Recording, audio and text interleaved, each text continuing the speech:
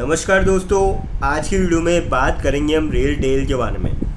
यहाँ पे आने वाले टाइम में आपको इसमें जो है तेज़ी का दौर बनते हुए नज़र आएगा और जो गिरावट हो रही है वो जल्दी ही थमते हुए नज़र आएगी। तो ऐसी क्या खबर है ये डिस्कस करेंगे और साथ में ये भी जानने की कोशिश करेंगे कि स्टॉक कहाँ तक जा सकता है।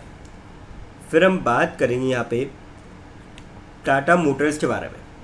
इन्होंने एक इतिहास रचा है और इससे क्या इनको फ़ायदा मिलता हुआ नज़र आएगा, क्या इनके सेल्स और रेवेन्यू आप इंक्रीज़ होते हुए नज़र आएंगे या फिर आपको जो है यही कंसोलिडेट करता हुआ नज़र आ सकता है स्टॉक, की जानने की कोशिश करेंगे। फिर बात करेंगे BEML के बारे में। इनके मैनेजमेंट में काफ़ी बड़ा चेंज होने जा रहा है जिसका आपको इम्पैक्ट जो है आने वाले टाइम पे पड़ते हुए देखने को मिल सकता है। तो क्या चेंज है और क्या शॉर्ट टर्म पे देखने को मिलेगा या फिर लॉन्ग रन में ही देखने को मिलेगा इम्पैक्ट, वो भी हम डिस्कस करेंगे इस वीडियो में।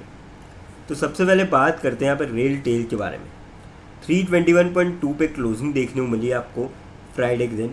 7.45 रुपीज़ की गिरावट देखने को मिली और 2.25% तक स्टॉक यहाँ पे टूटता हुआ नजर आया था फ्राइडे के दिन। अगर हम यहाँ पे इसके रिटर्न देखें ईयर टू डेट तो 13.5% तक नेगेटिव रिटर्न है। बीते एक सालों में अगर आप रिटर्न देखोगे 19.16% के अच्छे खासे यहाँ पे नेगेटिव रिटर्न है। तो काफ़ी ज़्यादा स्टॉक के अंदर कुल मिला के गिरावट हो चुकी है अब तक बीते एक सालों में। बात करी जाए अपडेट की इसके, तो अपडेट कुछ ऐसा है कि इस नवरत्न PSU को मई में अब तक मिले 3 बड़े ऑर्डर। 70% ज़्यादा प्रमोटर्स का स्टेक मल्टीवेबल स्टॉक पर रखे न।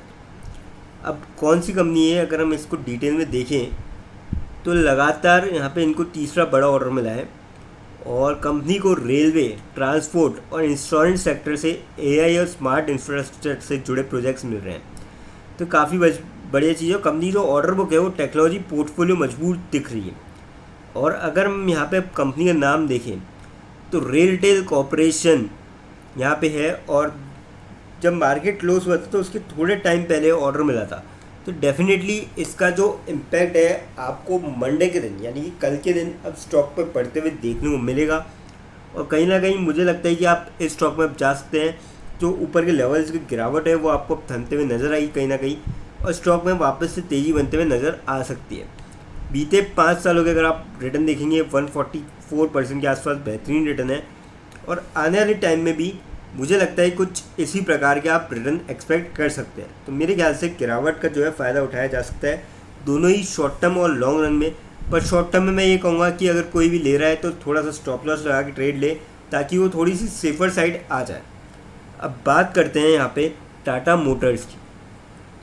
356.15 पे क्लोजिंग देखने को मिली। 17.4 रुपीज़ की फ्राइडे को शानदार तेज़ी देखने को मिली और 5.14% की ज़बरदस्त तेज़ी देखने को मिली और काफ़ी दिन बाद आपको जो है स्टॉक के अंदर कुछ ऐसी तेज़ी देखने को मिली थी। अब बात करी जाए अपडेट की, एक्चुअली क्या था इनके रिजल्ट्स निकल के आए तो काफ़ी तगड़े यहाँ पर रिजल्ट्स निकल के आए थे। अगर हम अपडेट देखें तो Tata records highest annual sales of 6.4 lakhs units in financial year 26, 92,000 plus EVs। तो ये काफ़ी बड़ी बात है कि हाईएस्ट नंबर ऑफ गाड़ी इन्होंने जो है सोल्ड आउट करी है पूरे फाइनेंशियल ईयर में 26 के अंदर। 6.5 लाख के लगभग यहाँ पे गाड़ियाँ बेच दी है और उसमें से भी 92,000 जो है वो EV है। 1/6 जितना इनका फिगर है उनमें से ऑलमोस्ट 1/6 ऑफ द फिगर इन्होंने EV को यहाँ पे सेल आउट किया। तो ये काफ़ी अच्छी चीज़ है और सभी को पता है यहाँ पे EV की अब डिमांड देखिए बढ़ेगी। फ्यूल प्राइसेस जिस तरीके से हाइक हो रहे हैं और सबसे बड़ी बात डॉलर के मुकाबले जो रुपये है वो थोड़ा सा यहाँ पे कमज़ोर होता हुआ नज़र आ रहा है, थोड़ा सा काफ़ी कमज़ोर होते हुए नज़र आ रहा है। तो ऐसे में अब जो है यहाँ पे लोग EV की तरह डेफिनेटली शिफ्ट करेंगे और इसका फ़ायदा टाटा मोटर्स उठाने को तैयार है क्योंकि EV में काफ़ी ज़बरदस्त तरीके से एक्सपेरिमेंट करके नई नई गाड़ियाँ इनोवेशंस करके जिस तरीके से आगे बढ़ रहे हैं और लीडिंग प्लेयर भी है मार्केट में। तो कहीं ना कहीं मुझे लगता है कि आपको ये यहाँ पे इनके और सेल्स इंक्रीज होते हुए नजर आएंगे आने वाले टाइम के अंदर। और अगर डिटेल में देखें तो टाटा नेक्सॉन और पंच ने फिनिश किया है number 1 and number 3 best selling PVs respectively. All over जो सेगमेंट था ना कार्स का उसके अंदर नंबर 1 और नंबर 3 की जो गाड़ियाँ है टाटा की है और secured the number 2 overall market position in second half of financial year 26 sales. तो ये काफ़ी बड़ी चीज़ है और कहीं ना कहीं मुझे लगता है कि आने वाले टाइम में और इनकी सेल्स बढ़ती हुई नज़र आएगी, तो आप डेफिनेटली इस स्टॉक के साथ जा सकते हैं। और सबसे बड़ी बात ये रही कि काफ़ी टाइम के बाद कंपनी जो है आपको प्रॉफिटेबल भी होते हुए नजर आई, तो एक ये वजह भी रही कि ये तेज़ी बनी थी। और मैं कहूँगा आप डेफिनेटली आप इस स्टॉक के साथ जा सकते हैं और 400 का लेवल जल्दी ही आपको स्टॉक पे नज़र आएगा, तो आप जा सकते हैं लॉन्ग टर्म के पॉइंट ऑफ व्यू से इस कंपनी के साथ। अब बात करते हैं यहाँ पे BEML के बारे में।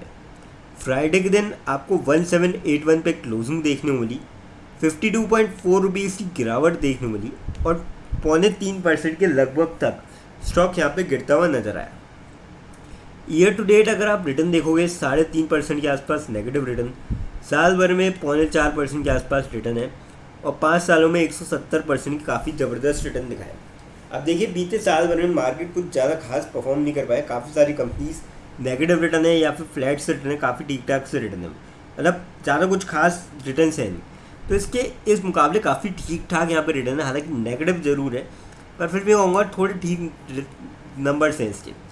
बात करी जाए अब इसके अपडेट की, जो मैनेजमेंट में चेंज हुआ है, BEML appoint Shobha Shivashankaran as chief general manager finance.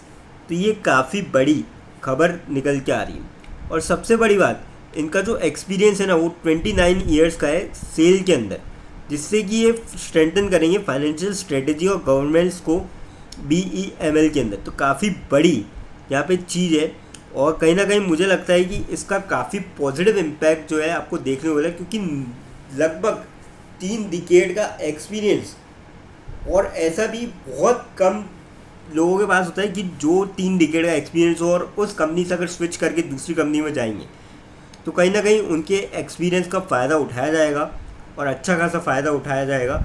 और मुझे लगता है कि यहाँ पे एक नई तेज़ी अब आपको बनते हुए नज़र आएगी। और जो गिरावट है 52 वीक्स हाई से अगर हम देखें स्टॉक के अंदर, 2437 का हाई था, 1781 पे चल रहा है, करीबन यहाँ पे 650 650 रुपये की गिरावट है। डेफिनेटली मैं कहूँगा इसका फ़ायदा आप उठा सकते हैं अगर लॉन्ग रन का पॉइंट ऑफ व्यू है। शॉर्ट टर्म में अगेन मैं कहूँगा अगर कोई ले रहा है तो थोड़ा सा स्टॉप लॉस लगा के ट्रेड ले। बाकी देखिए कंपनी अच्छी है, फंडामेंटली काफ़ी स्ट्रॉन्ग है, आप जा सकते हैं। लेकिन फ्रेंड्स यहाँ पे कोई भी इन्वेस्टमेंट करने से पहले फाइनेंशियल एडवाइज़र से कंसल्ट करें या खुद की रिसर्च करें, क्योंकि ये वीडियो नॉलेज के पर्पज़ के लिए है, इन्वेस्टमेंट के पर्पज़ के लिए।